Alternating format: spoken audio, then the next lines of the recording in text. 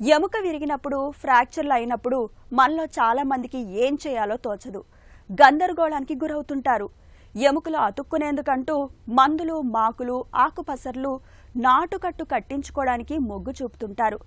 అలా చేయడం మంచిది కాదు. వాటి వల్ల ఎముక సరిగ్గా అతుక్కోకపోగా లేనిపోని సమస్యలు వచ్చి పడుతుంటాయి.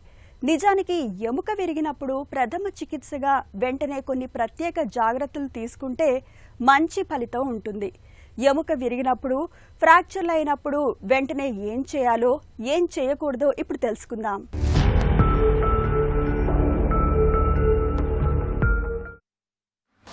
ప్రమాదాలు జరిగినప్పుడు లేదా ఎత్తైన ప్రదేశం నుండి క్రింద పడినప్పుడు ఎముకలు విరిగిపోతుంటాయి. ఎక్కువగా చేతులు, కాళ్ల ఎముకలు ఇలా విరుగుతుంటాయి. ఇలా ఏ కారణం చేతనైనా ఎముకలు విరగడాన్ని ఎముక విరుపు లేదా బోన్ ఫ్రాక్చర్ అని అంటారు. అయితే కొన్నిసార్లు ఏ కారణం లేకుండానే ఎముకలు బలహీనంగా ఉన్నందువలన కూడా విరగవచ్చు. ఇలా ఎముకలు ఫ్రాక్చర్లు అయిన సందర్భాలలో మనలో చాలా మంది బాధితుల్ని ఎలా పడితే అలా ఆస్పత్రికి తరలిస్తుంటారు.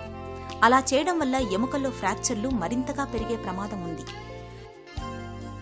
ఎముకలు విరిగినప్పుడు ముందుగా దెబ్బ తగిలిన చోట రక్తస్రావం అవుతున్నట్లయితే గాయాన్ని శుభ్రపరిచి రక్తస్రావాన్ని అరికట్టాలి.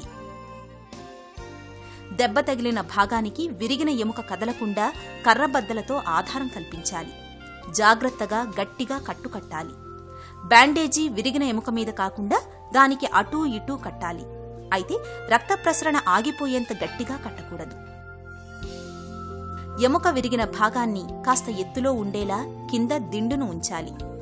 నొప్పి మరీ తీవ్రంగా ఉందని చెబుతున్నప్పుడు ఐస్ ప్యాక్తో కాపడం పెట్టడం మేలు. బాధితుల్ని చదునుగా ఉండే చెక్కబల్ల వంటి వాటిపై పడుకోబెట్టి సాధ్యమైనంత త్వరగా ఆస్పత్రికి తీసుకెళ్లాలి.